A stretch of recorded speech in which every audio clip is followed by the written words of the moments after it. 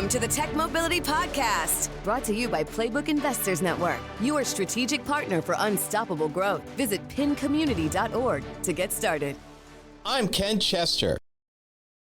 On the docket, my review of the Range Rover Sport Autobiography SUV, GM's eyes-off driving system, and West Virginia's plan for dead oil and gas wells. To add your voice to the conversation, be it to ask a question, share an opinion, or even suggest a topic for future discussion, call or text the Tech Mobility Hotline. That number, 872-222-9793, or email the show directly, talk@techmobility.show. For those of you who enjoy Substack, you can find me there too, at Ken C. Iowa. That's Ken, the letter C, Iowa. From the Tech Mobility News Desk, we've talked a lot about and continue to talk about the comings and goings of EV manufacturers. Everything from Faraday Future to Lordstown Motors to even Rivian, Tesla, you name it. We've talked about it. One of the more colorful or interesting sidebars in the EV race with the new EV manufacturers coming into the marketplace in the United States is Foxconn. And if you don't recognize the name, Foxconn is best known as a Taiwanese company that makes and assembles iPhones for Apple.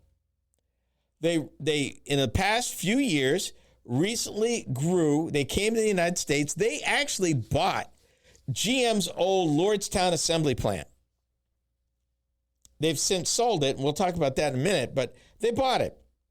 And they were in this relationship with a company called Lordstown Motors. And they were going to build this phenomenal vehicle. And they had a full-size EV pickup truck called the Endurance. Things fell apart. Lordstown Motor got strapped for cash. They actually had bought the plant, turned around, sold it to Foxconn.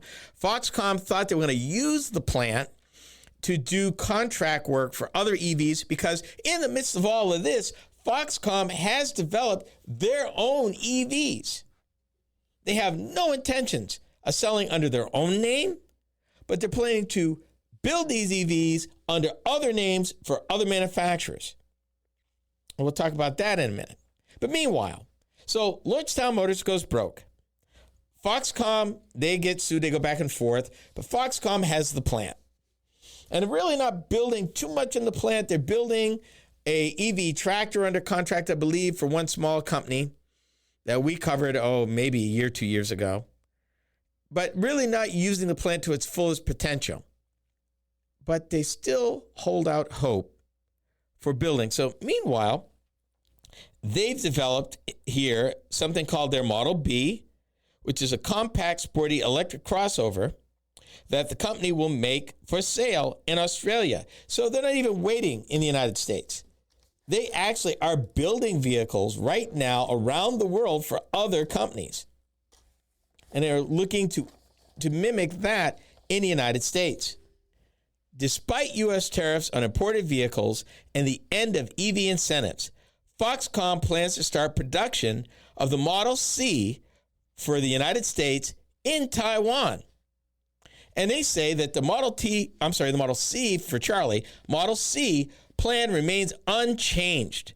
For our U.S. customers' initial orders, productions will start in Taiwan, but our goal of manufacturing the Model C in the U.S. has not changed. That begs a few questions. Given the tariffs, because even Taiwan has tariffs, they're not as bad as Chinese, but they got tariffs. Is the company willing to swallow the cost of tariffs in order to get a foothold in the American market? Or have they built this vehicle and designed it in such a way that even with the tariffs, it's still cost competitive? They did not elaborate on that. But one thing is for sure, and we reported this last week, we said that EV sales, EV vehicles are not going away. They won't grow as fast as they would have if we still had the incentive. But a lot of things are going on, and Foxconn is playing into that. One of the big things, and it's something I told you over a year ago was going to happen. I told you that as traditional companies in the automotive space come to market with EVs, they will look for ways to market EVs for less money. They will look to ways to re-engineer the vehicles to cost less to make. They will find ways to engineer to build a scale, meaning they will build a lot of them, making them the cost and getting their investment back over time. That plan has changed a little bit, but again, not surprising in the automotive market. A lot of what you read and hear, people might be saying, oh, EV is all. Hold it. Stop. The auto industry has always been boom and bust. Doesn't matter whether you're building big V8 engines, small 4 cylinders, it's always been up or down. Typically, gas prices drive it, recession drives it, redesign that didn't go over well drives it. But this is not new. This is merely a setback. But they've already got billions of dollars invested. It is not something that said, oh, well, we're not going to build them anymore. Some programs were at a point where they could pivot to hybrids. Some programs are early enough where they could either delay them or cancel them. Because trust me, they may have spent millions, but they didn't spend billions. It wasn't that far along. They may have canceled plans to build plants, whether they're battery plants or assembly plants for EVs. Yeah, you heard about all of that. But at the bottom line, look at the other side. Hyundai just opened their Meta plant. I just drove a vehicle in the past week that was built in that plant in Georgia. Ella Bell, Georgia, just outside of Atlanta. I just drove a Hyundai Ioniq 5 that was built in that plant. So they're not going away. To get back to these folks, they said, Foxconn has said, they are talking to a U.S. automaker about bringing their Model C to market in the United States under that brand. And honestly, that's an old playbook. The Japanese did it first back in the late 60s, early 70s. Chrysler did it with the Dodge Plymouth Colt. Mitsubishi built that. Their the Chevy LUV was built by Isuzu. Ford Courier was built by Mazda. So it's a great way for an automaker that's trying to break into the market with a product to offer a product that can be rebranded and sold at volume. What do you get when you have a major automaker rebrand your product? You get distribution, you get volume, and most importantly, you get scale. It is easier for Foxconn to get scale if it's branded a Mitsubishi, a Nissan, a Ford. Because now you're pushing that out to all the dealers, and it's no longer your name on the hood. You built it, you're getting paid per unit, but you're getting the benefit of the distribution system of the larger company, of the more established company. Fun fact, did you know that the Lincoln Nautilus is Chinese made? Did you know that the recently discontinued Volvo S90 at one time was Chinese made? And did you know that the Cadillac, the hybrid version of the Cadillac CT6, the big sedan, yep, built in China? Bet you didn't know that, but they were. Been going on in the automobile industry for years. It is a win-win. So it could be in the next 3 to 4 years that maybe this small, attractive vehicle that you're riding in that you just bought might have been made by the same people who made your Apple phone that's sitting right next to you in the vehicle. Who knew? Regardless of the name on the hood.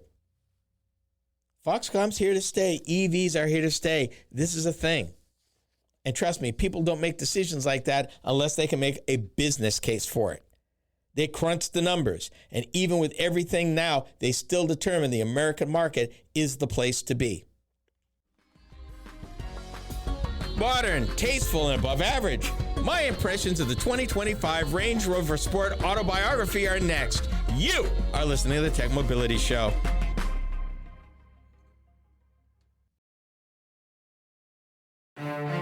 In business, opportunity doesn't wait, and neither should you. At Playbook Investors Network, we connect visionary entrepreneurs with the strategies, resources, and capital they need to win. Whether you're launching, scaling, or reimagining your business, our network turns ambition into measurable success. Your vision deserves more than a plan. It deserves a playbook that works.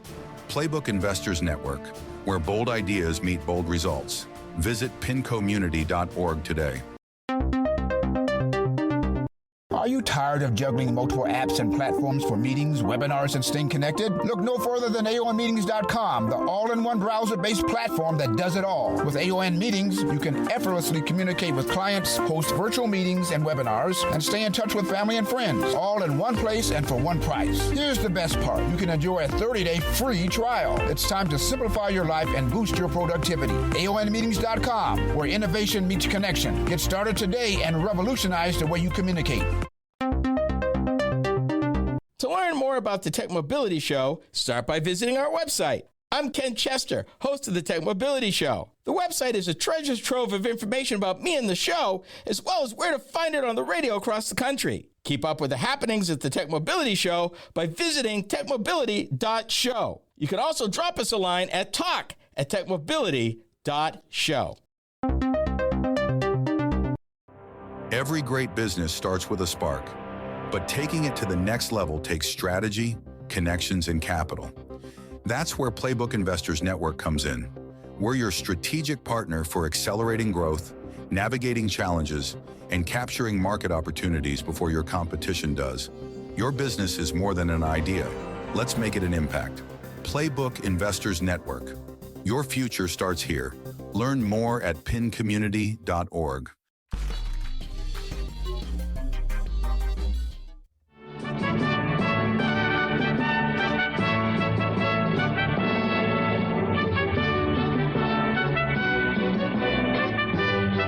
Considering the fact that we haven't introduced an entirely new Range Rover in 25 years, we thought the least we could do was show it to you.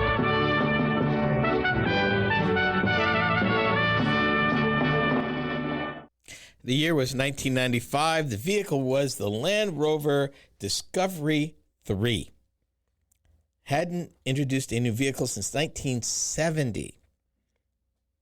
And they showed it, the TV commercial of it, going through the paces and all sorts of things, inclement weather, all of that, because they wanted to show you rather than tell you. And they let the pictures do the talking.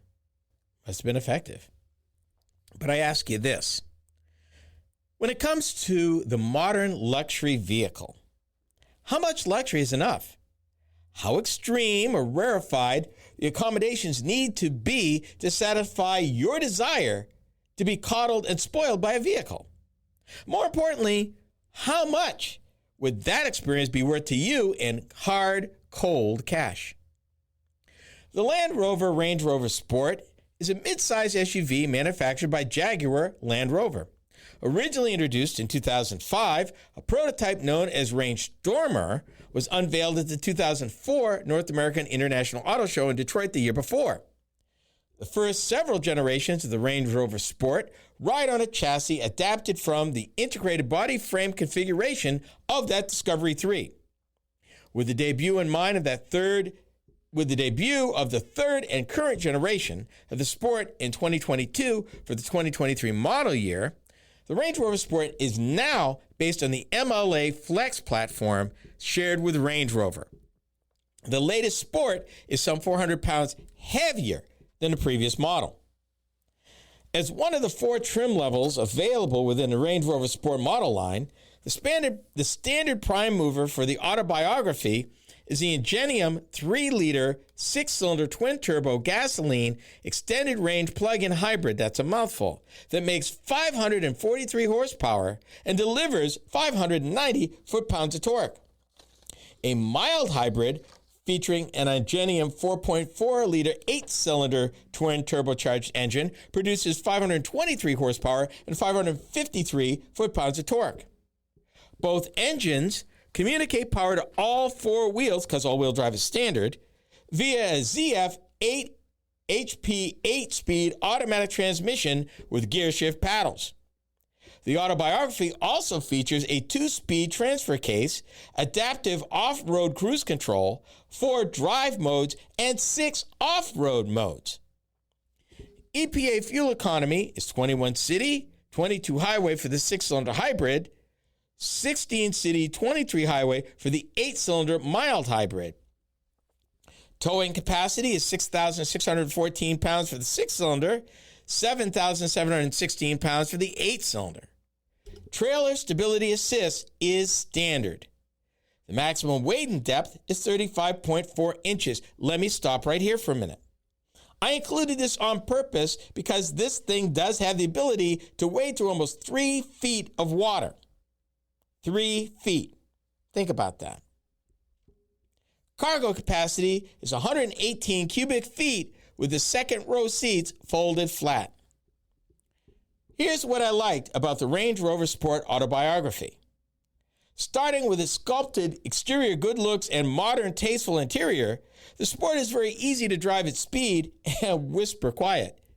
The driver enjoys an above-average outward view of his surroundings, and I would say almost bolt upright. It's almost as if you are overlooking what's going on. And that's been typical of the Range Rovers, that you are just elevated, almost in the clouds, it seems to me sometimes. You also enjoy a head-up display, so you never have to take your eyes off the road to know what the vehicle is doing. The Range Rover Sport delivers a fluid response to the driver's demands without hesitation. Add right height control, weight sensing control, hill descent control, slope assist, because this thing will take a crazy slope, and a pure EV mode with a 70-mile range. The driver has endless options to tune the SUV's response to just about every driving situation on or off road. And did I mention front and rear fog lights? Something that you used to get in Swedish vehicles that you don't see too often in British ones, but this is pretty cool. All of this is just for the driver. Everything I talk about is just for the driver so far. And that's not to mention the 22-way, I said 22-way, adjustable, heated and ventilated electric memory front seats. Yes, that's passenger and driver, with massage function and winged headrest. Man, you sit in that car, you ain't never want to get out, let alone drive it. As for the rear seat passengers, comfortable rear heated and ventilated seatings, center armrest with storage, and dual cup holders. And I'm going to stop again because typically you're lucky to get heated outboard seats. These are not just heated, they're ventilated too. The rear seats. You got a power rear seat back adjustment, so you can adjust for rake and get comfortable. And a panoramic sunroof, which makes accommodations very pleasant. The large square cargo area wasn't ignored either. The Range Rover Sport features a rear vehicle height control that can be operated from the open hatch to lower the vehicle height to facilitate vehicle loading. And as a person of short stature, let me tell you, that came in handy and was well worth having. To its credit, the spare tire is also accessible from inside the vehicle just under the cargo area floor, to which I say thank you. Here's what I didn't like about the Range Rover Sport Autobiography. First of all, the Sport has a high step-in height with no hand grips or running boards to facilitate entry and exit, which means if you're a person of a certain age or getting about is a bit challenging for you, this is going to be more so. I found the infotainment touchscreen real quirky, and it required a heavy touch. I mean, it's almost like you have to hit it as opposed to press it. I also found it not to be intuitive or convenient, which surprised me because it was so elegant, but it was not user-friendly. Me and multifunction steering wheel controls, we're estranged. We have issues. And unfortunately, This Range Rover Sport Autobiography is no exception. I pointed this out with Volkswagen, the ID4 in particular, not a friend, not a fan. These either. Finally, with all this amazing capability, you would think they would equip this SUV with some really capable off-road tires, or at least some all-weather tires, not all seasons. I said all-weather. Asking for a friend here, but honestly, Range Rover, truly. Here's the bottom line. While I doubt anyone would truly take an SUV that costs six figures off-roading, the Range Rover Sport Autobiography certainly has the ability to deliver if one was so inclined.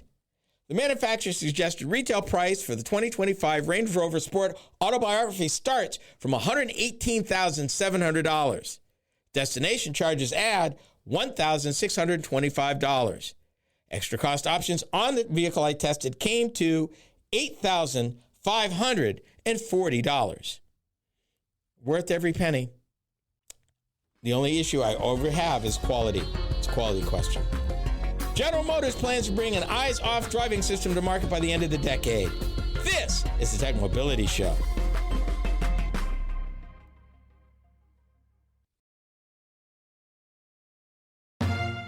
You've got the drive. You've got the vision. Now you need the right partner to make it happen. At Playbook Investors Network, we power ambitious leaders with the tools, insight, and investment connections to move faster, grow stronger, and lead markets. We're more than advisors. We're your co-pilots in success. Because in business, standing still is not an option. Playbook Investors Network, fueling ambition, delivering results. Visit pincommunity.org. Did you know that Tech Mobility has a YouTube channel? Hi, I'm Ken Chester, host of the Tech Mobility Show. Each week, I upload a few short videos of some of the hot topics that I cover during my weekly radio program. I've designed these videos to be informative and entertaining.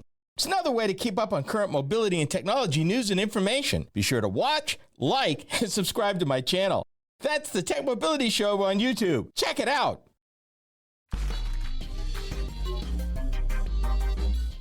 So I got a question for you. How interactive do you want to be with your car? General Motors is betting that you are willing to be quite interactive, developing a platform where its vehicles will be able to interact with a custom artificial intelligence tool to find restaurant recommendations or address a maintenance issue. And I'm wondering how you feel about that. As usual, I got questions. This is topic B. The more integrated these systems get, I have concerns. The obvious concern is what happens if it goes on the fritz, if it gets compromised, if it's defective. The big question I got is redundancy. GM is going to one central computing platform and basically going to one big computer that will offer 1,000 times the bandwidth to handle the increased AI demands and faster connection speeds. So, first thing on my mind, cybersecurity. You got one point of entry. If it gets corrupted, what's my recourse? My second thing, redundancy. Okay, you got this one platform. What happens if you have a fault or a defect? Then what? Is your vehicle now bricked? Are you done? Does it die wherever you're at and you're just stuck? That's not okay. The article doesn't talk about those things, obviously. And here's the other thing. Do you want GM in your pocket for the rest of your life or the rest of the vehicle? They already have their hands in the pocket. If you've got OnStar, if you've got SiriusXM, they're already in your pocket. And speaking as a GM owner, yeah, they're in my pocket. Do I want them more in my pocket? I don't think so. But this is where they're going. Because by able to make these things available, they're not doing it out of the goodness of their hearts. They're doing it for additional revenue streams and to keep you roped in and to keep you committed to the brand. Because their ambitions envision a future with a deeper level of personalization between customers and their vehicles. And GM wants to leverage their over 100 years of building vehicles to make this work in a way that's seamless. They're anticipating the rolling this out in the model year 2028, which basically now is roughly little more than 2 model years away. And they're going to introduce it on a Cadillac Escalade IQ electric large SUV. I drove that thing. It's amazing. It also has an amazing price tag. Trust me. Yeah. I remember when houses cost that much. When the new system is engaged and it's not clear what it's going to be called, it will display turquoise lighting on the dashboard and on the exterior mirrors. So if you see a GM vehicle in the future that's turquoise colored, then it's kind of driving itself. GM says its system uses LiDAR sensors, radars, and cameras. And the technology is trained on data from real-world driving while simulations are run to test rare situations. Here's one thing I will guarantee you. I don't care if they run 3 billion miles in every single solitary weird application they can possibly think of. Mankind, being mankind, will come up with the one they didn't. Guaranteed. Guaranteed. The thing that will never happen, guaranteed, it will happen. Because that's how we are. And that's not GM's fault. It is just the human condition. But the two concerns I have are real. They are saying that with their central computing platform and the use of AI, that they'll be able to keep these vehicles as fresh years from now than it was when it was new. GM called it a complete rethinking of vehicle design and how a car is improved over its life cycle. Over-the-air updates will keep your vehicle as fresh so that if you hold it for 10 years, you trade it in, that 10-year-old vehicle will have as much capability as a brand new one off the line. The only thing will be is age and time. This is very different from where we are now, which was built in what they call planned obsolescence, which was built in over 100 years ago. They're getting away from that.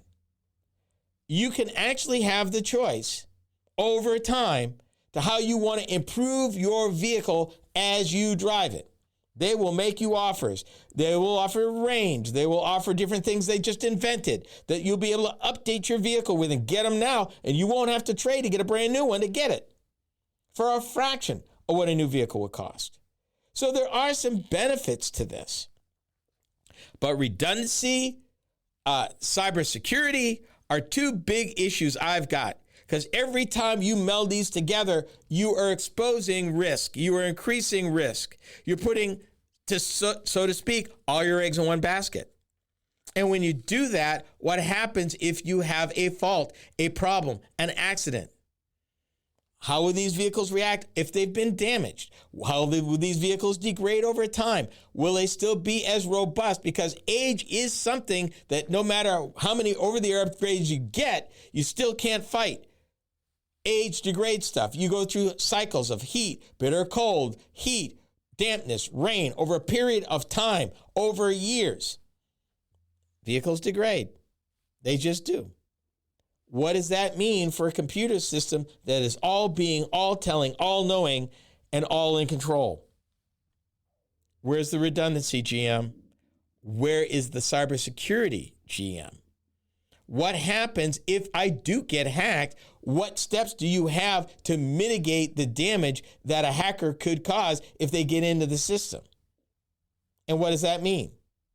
What happens if an over-the-air update doesn't take? Not like we don't know, those of us who have had problems with Microsoft downloads.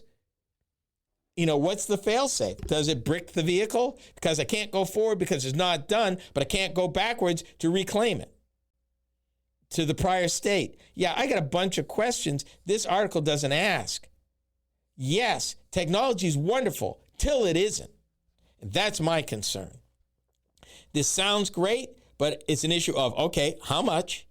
Number two, what are the protections? Number three, as a private citizen, am I further opening myself up to even more that I had no knowledge of?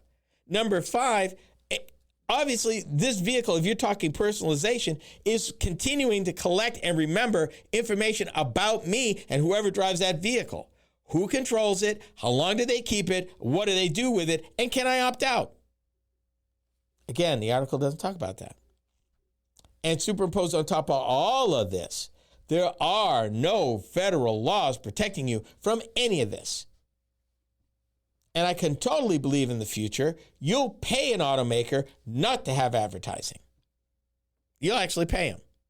Because I'm sure they'll say, you can have all this free stuff. We're going to give you all this free stuff. But the problem is you got to deal with all the advertising. And if you don't want the advertising, we'll do the Pandora model. Pay us $5, $6, $10, $20 a month. We'll make it go away. I'm not okay with that. But again, questions. Just because you can do it, GM, doesn't necessarily mean you should.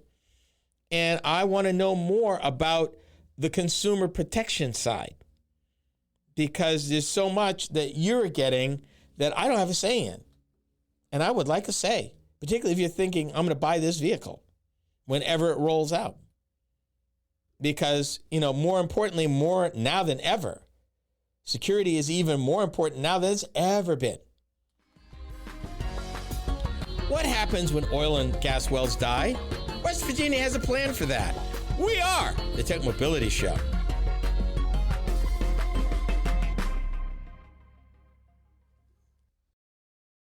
Are you tired of juggling multiple apps and platforms for meetings, webinars, and staying connected? Look no further than aonmeetings.com, the all-in-one browser-based platform that does it all. With AON Meetings, you can effortlessly communicate with clients, host virtual meetings and webinars, and stay in touch with family and friends, all in one place and for one price. Here's the best part. You can enjoy a 30-day free trial. It's time to simplify your life and boost your productivity. aonmeetings.com, where innovation meets connection. Get started today and revolutionize the way you communicate. To learn more about the Tech Mobility Show, start by visiting our website. Hi, I'm Ken Chester, host of the Tech Mobility Show. The website is a treasure trove of information about me and the show, as well as where to find it on the radio across the country. Keep up with the happenings at the Tech Mobility Show by visiting techmobility.show. That's techmobility.show. You can also drop us a line at talk@techmobility.show.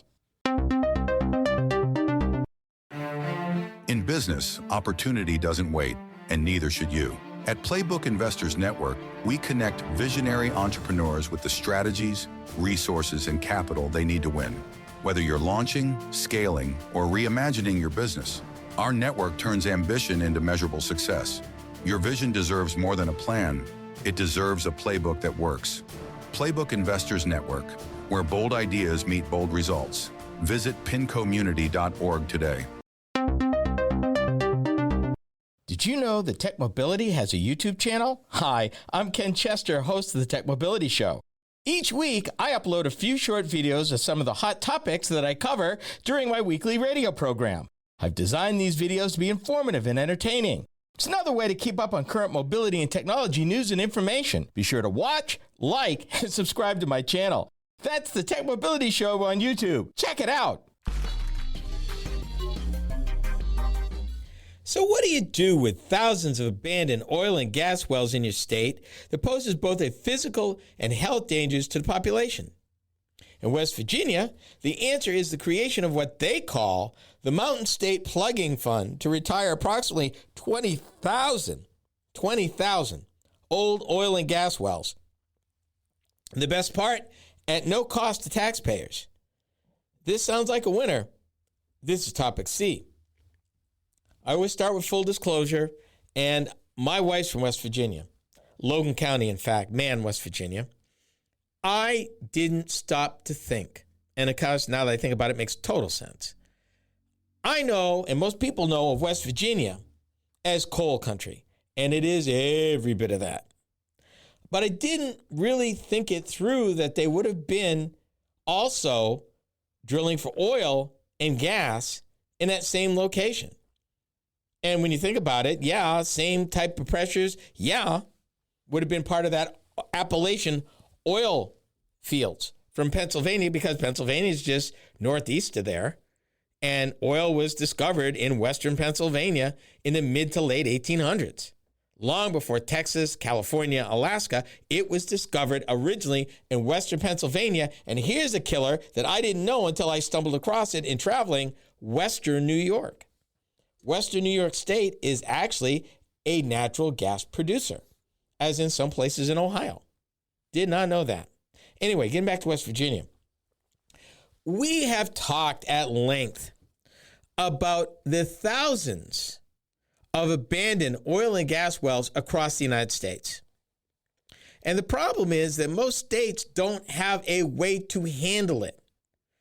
I mean, number one, you can't find them all. And some of them have been abandoned for years and are leaching oil into your water and streams, natural gas and methane into the air. So you've got a health issue, a safety issue. And, you know, when you think about it, West Virginia doesn't just have that. We haven't even begun to talk about the old abandoned coal mines. That's another story for another time. But here, what they've managed to do is they have made a deal with a crude oil developer called Diversified. And what Diversified does, their model's a little different. They actually buy these old wells.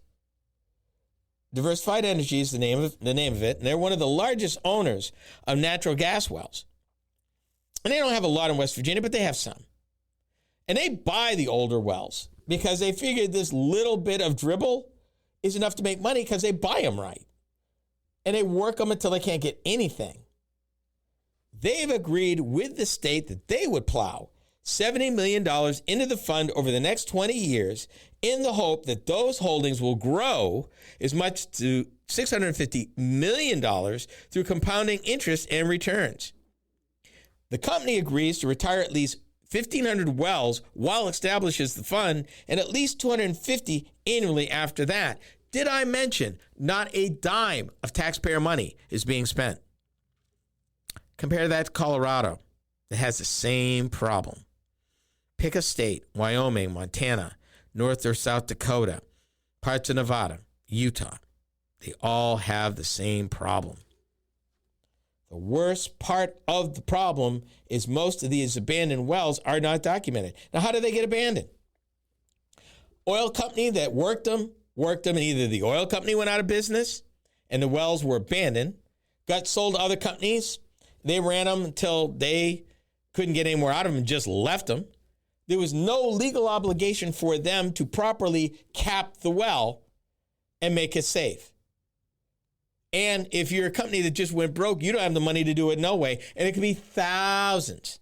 I think the number just in Colorado was 30,000 oil and gas wells. And again, the worst part, like West Virginia, most of them are not documented. Because you had a lot of small and wildcat companies. You go back 50, 60, 100 years. Regulation wasn't what it was. Some of these have been abandoned for years, just leaking in the woods or, dribbling in the woods. Need to be capped. Somebody might fall into them, or they might blow up or catch fire, or heaven knows what else. America is pockmarked by millions of oil and gas wells that petered out over the decades. But as I mentioned earlier, scattershot record keeping has made precise estimates difficult, if not impossible. Analysts believe a big chunk of that infrastructure is still polluting nearby areas, while at least tens of thousands of wells have been orphaned by companies that have changed ownership or disappeared. I mentioned Diversified a minute ago.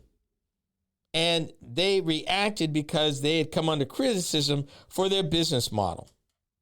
This Alabama-based company snaps up old conventional wells that can slowly produce the heating and power generation fuel for decades. It might generate a barrel or two a day.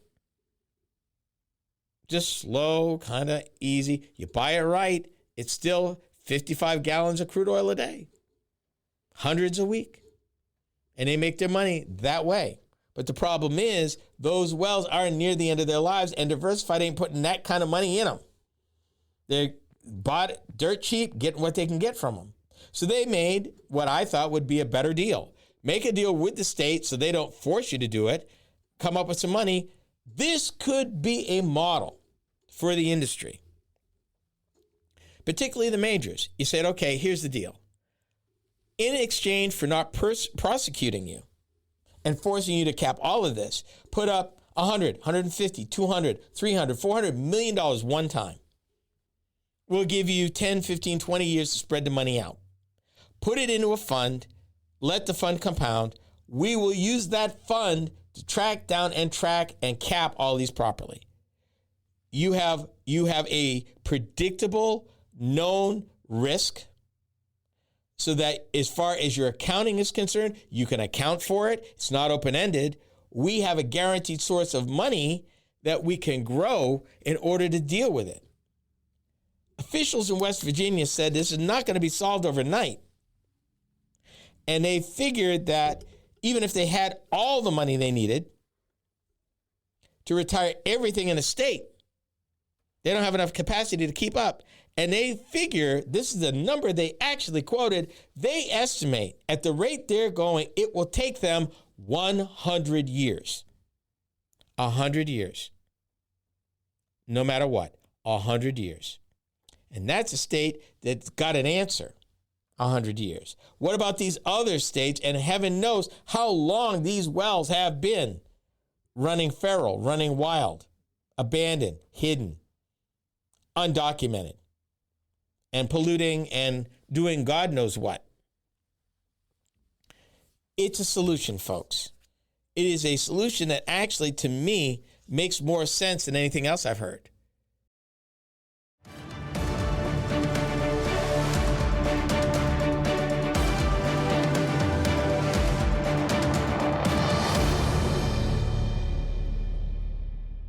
This is the Tech Mobility Podcast.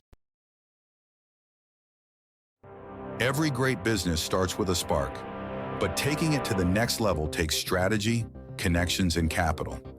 That's where Playbook Investors Network comes in. We're your strategic partner for accelerating growth, navigating challenges, and capturing market opportunities before your competition does. Your business is more than an idea. Let's make it an impact.